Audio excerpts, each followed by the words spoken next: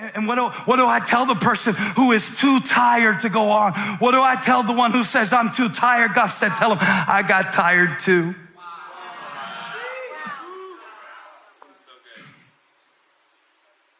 Jesus sat down in Samaria. That's where. To talk to a woman. That's who. Asking for water. That's what. But why? Because he was tired. Because he was fully God, fully man. As much as we love to shout about his divinity, you know how we were a minute ago? When I was setting you up about the great I am, just to bring you back down so you could know that the same God who created you, who was strong enough, who was powerful enough. Everybody thinks Jesus was weak. Raise your hand. Maybe being weary doesn't mean you're weak. Jesus, tired. Why was he tired? I didn't say who was he tired of. We already know it was Peter. Come on, Peter's fighting you at every turn, cussing and stuff in front of the press, having to bleep Peter out, you know. I know he was tired of the Pharisees. He couldn't wash his hands or not wash his hands. They followed him to every bathroom, every dinner. I know he was tired of them, but it says he was tired from the journey. Thinking about Jesus' journey, you know. They walked everywhere. No Uber. No Uber Jesus, Uber Christ, Uber Savior. 3-day walk from where they were baptizing through Samaria. Straight through was the shortcut, by the way. The direct route is sometimes the divine route. Instead of hiding the fact that you're tired, you just say, God, I'm tired. Somebody was yawning during my sermon one time and I just got mad about it. I said, how are you tired? You're not doing anything. You know, but I found out later they worked a night shift and came straight to church. It's kind of hard to understand someone if you only see them at one part of their journey. And some people that we think are weak maybe are weary. Have you thought about that? That just because you're weary, it doesn't make you weak. How do you know that? Jesus, I am the light of the world. I am the bread of life. I am the resurrection. I am the door. I am the shepherd. I am the true vine. I am the way. At some point, 6 hours after they left that morning at noon, he said something we wouldn't expect to hear the Savior say. I am tired. This is the incarnation. I worship a God who is powerful enough to give me strength and who is human enough to get tired. And for some reason, this week, I felt that some of us needed to meet tired Jesus. I thought maybe you could relate to him because his journey didn't really start with just leaving that morning. I mean, that's enough. 6 hours that day. 6 hours in one day. I mean, I got a 6-hour drive coming up with my kids, and I'm downloading every episode of The Office on all of their phones, just hoping we can make it 6 hours, still be saved, still be married, still be healed, delivered, blessed, and one happy family. And that's a drive. 6 hours. Because you leave at 6, it's noon, it's hot, it's the heat of the day. Of course he's tired. And yet I wondered, was it only physical? Or did he go through Samaria because he was tired of the way they were treating each other?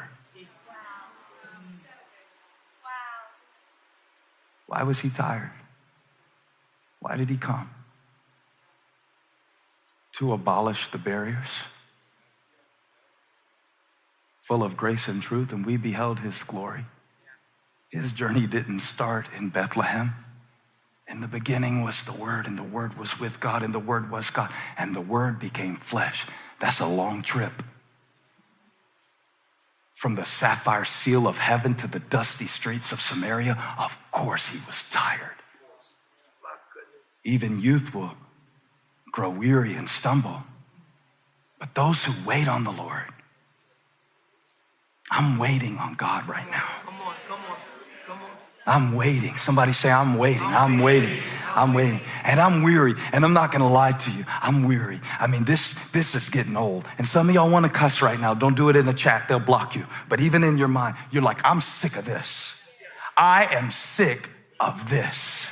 I mean, that's not an I am statement we read in the Bible, but that's what you're saying right now in your heart. I am sick of this.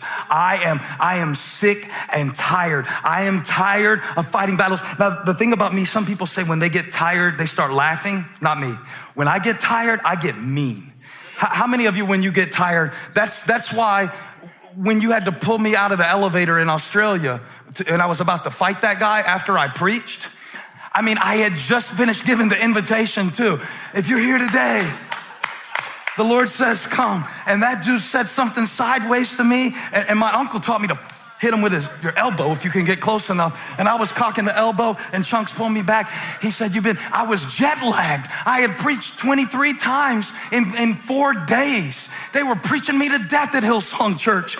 I'm preaching, tired. And Chunks pulled me. I said, come on, you're too tired now. Because when you get too tired, you start fighting battles that don't matter to distract you from the ones that do. That's just me. I start fighting everybody. I start fighting people that are trying to help me when I'm tired. So Jesus said, y'all go get lunch. I'm sitting here for a minute. Because the ones y'all have been fighting against are the ones I came to save. He had to go through Samaria. He had to sit down. There was a woman coming who needed him. She didn't even know it. She had no idea who he was. He sat down because he was tired.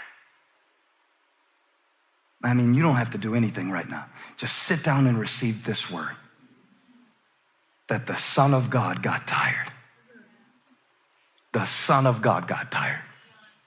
I know you're Superman, and you're mad at yourself because you can't always get it perfect. Perfection got tired. Faith doesn't prevent fatigue. It just gives me a place to sit. He sat by a well. Here's the important thing. What well do you sit by when you're tired? He said it was Jacob's well. You with me, son? He said it was Jacob's well. Joseph was given that well by Jacob. A lot of what our kids learn comes from us. It's generational. Jesus sat down by that well. I think that's so appropriate to say at this moment in our nation. What wells are you digging for your kids to sit next to? A lot of what we're going through today is because of wells that were dug before we got here. Jesus sat by Jacob's well. Wait on the Lord. Now we see the Lord waiting on a woman. So I pictured this moment. I pictured me and you got your coffee, and you're like, I'm drinking all the caffeine I can, I'm still tired. And I know you can watch a TED Talk about, when to go to bed and when to wake up and all that. I'm not talking about that. I'm talking about tired inside. I'm a soul doctor. I don't know anything about REM. I don't know anything about ergodynamic pillows. Did I say that right? I don't know anything about your mattress number. That is not my specialty. But I know that sometimes you've got to sit down by a real well. And listen to me, a lot of the places that we're sitting while we're tired are only making us more dehydrated. A lot of the places that we're drinking from are making us dumber, more fragmented, less whole, less informed. And this woman comes up. Now picture it, she comes up at noon because she's sneaking away from all of the people who talked about her. She is a woman with a past. The last thing she wants to see is a man, specifically a Jewish man, specifically a rabbi. And Jesus says, hey, can I get a drink? This is not a pickup line. This is not a pickup line. This is not a surface level question. This is Jesus asking this woman, do you even know what's in you? I'm gonna stand up now. I'm gonna stand up now. Because I hear God saying to someone today, you don't even know what I put inside of you. What I have put inside of you is so great. Now, if you only see things on the surface, if you judge how people judge, you will never see what's inside. This was Jacob's well, but it was really just something for Jesus to sit on. When he sat on the well and asked the woman, can I get a drink? He was not talking about H2O. Don't you get it? It's never about what we think it's about. It's always something deeper. So Jesus has showed up in this woman's situation. And I can't help but think it's for somebody today. You have been at your wit's end and you thought I was going to give you a little pep talk. And you thought I was going to tell you, get on with it and trust God and move forward and all these little cliches of faith. But I came to tell you, sit with him a little while. Sit with him a little while.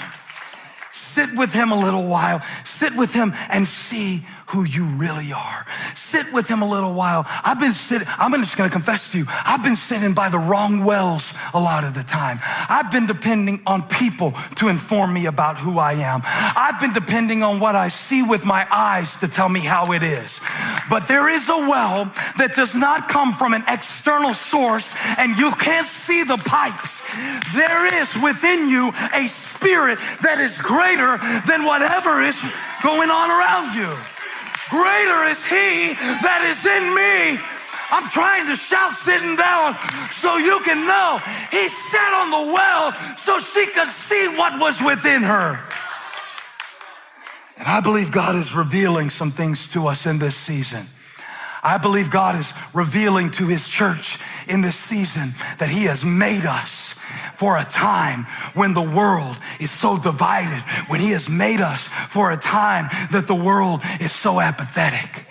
And he sat by the well. He sat by the well to talk to a woman who had had 5 husbands and was living with number 6 so she could know he was number 7.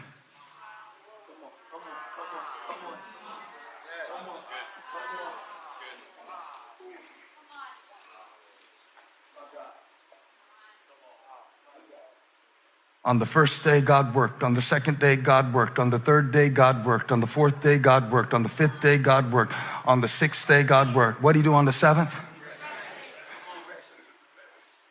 He sat down, not because he needed rest, but because she did. And that's what I love about a God who will not only fight for me and walk with me and talk with me,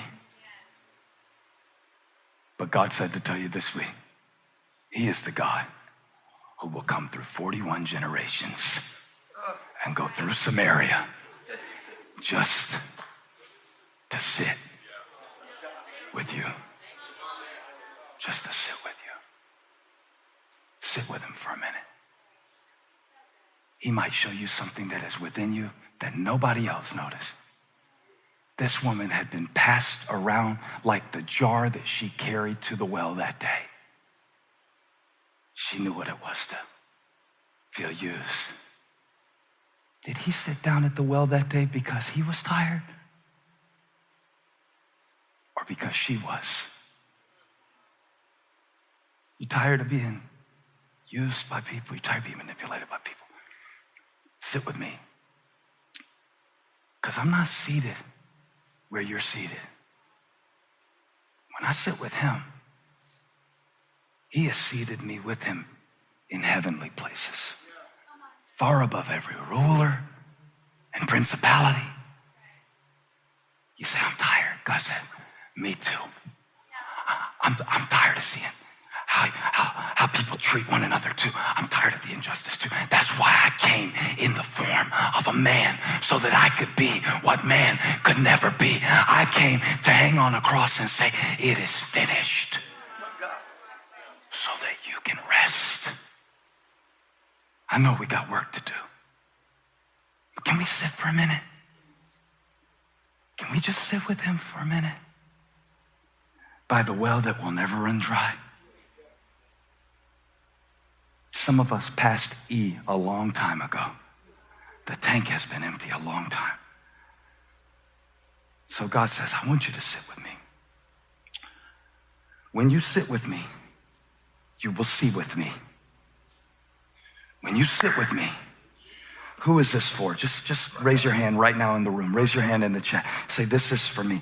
I want to sit with him. I want to sit by the well that has living water. I want to sit away from the streams that are poisoned by the prejudice of men. I want to sit with him for a minute. And Jesus, tired as he was, said to his disciples, y'all go get some food. I've got to get a harvest. Now, I believe God sent me to preach this message to somebody today who is tired on the inside.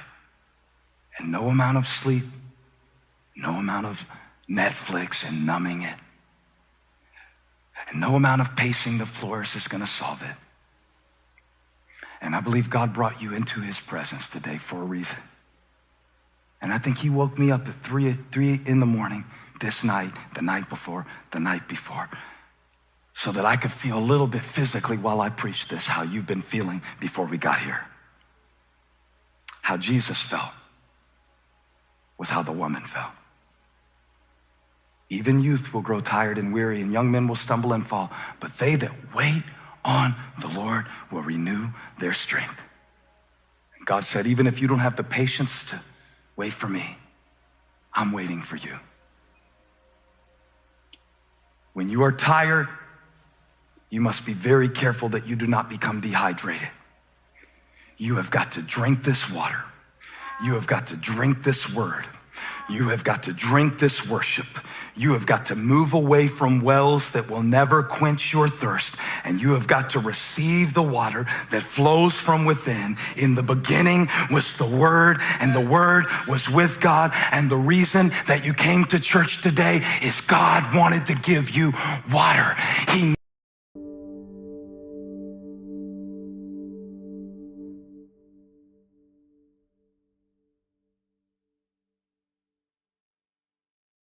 knows you're tired. He knows you're thirsty. He hung on a cross and said, I thirst too. He stretched his arms this wide because he was tired of it too. And the man who was God became man, and he who knew no sin became sin, that we might become the righteousness of God. And he said to the woman, and he said to me, and he said to you, come unto me, all you who are weary and heavy laden, and I will give you rest. I am the bread of life. I am the resurrection. I am the light. I am the shepherd. I am the gate.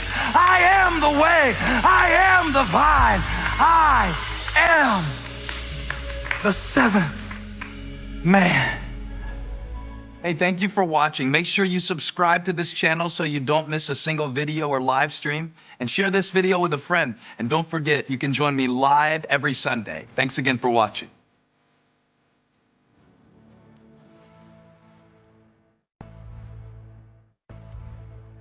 I wake up and you're done. I'm from my mind. You say you're here, but I can't bring the sign. Conversations inside, but breath is in the air, but all I feel is your distant stare.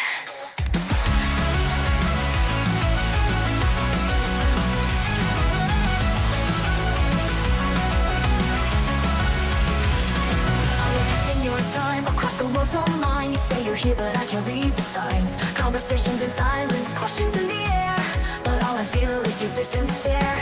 I'm hanging on to words you never say. Guess I'm chasing daylight in the light of day. You keep your walls up, but I see through the cracks. I keep giving you my heart, but I never get it back. But you keep pulling me close and pushing me away. I don't know if you want me or if I'm just in your way. I'm caught between what's real and what's not, but you've got me in this tangled knot. I'm running on the edge, chasing every high, lost in your world where the truth is a lie. I carry all your pain, I bear every scar, but I'm reaching for a love that feels too far.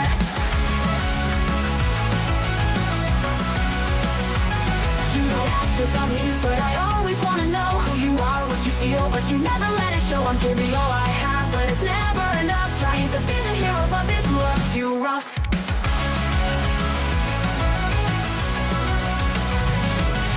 Guessing, never give me a clue. I tell myself I'm fine, but I'm breaking through and through. All I want is you, but you don't seem to care. I'm stuck in this dance, spinning in the air, but I keep holding on, hoping you'll see that I'm more than just a reflection of what we could be. I'm lost in your world where the lines are blurred, and every unspoken word still hurts.